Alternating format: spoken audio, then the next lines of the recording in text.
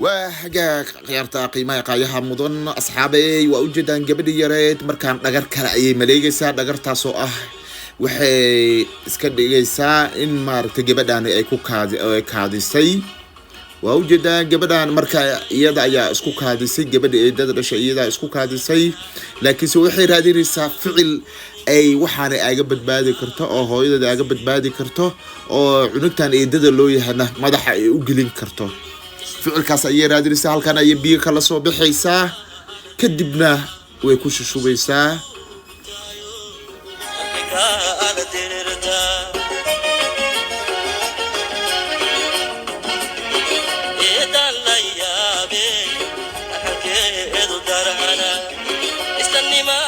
cunugtii yareed waxay biyo ku shushubaysaa gabadhii eedada loo ahaay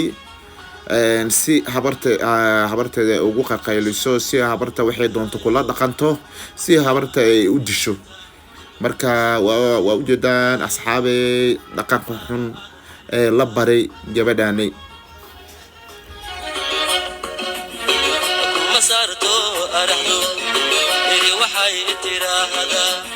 gabadhii yareed way soo carartay waxay soo aaday habartii cajuusada ahayd ayay soo aaday waxay tiri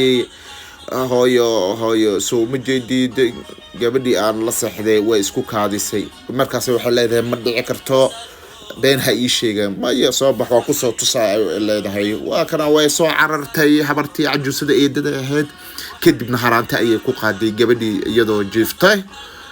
sababta isku kaadisay maxay tahay wariyaa haddaan qaati ka taagnayn haddana ma waxaa noogu soo dartay kaadi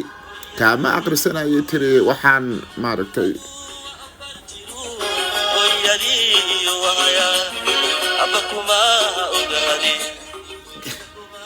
waxaan kaama aqbalayay tiri waa inoo tahay aabaan kuu sheega aaba iidana waxay leedahay aabaha ii sheegin mar dambe uma noqonayo waa ku baryaa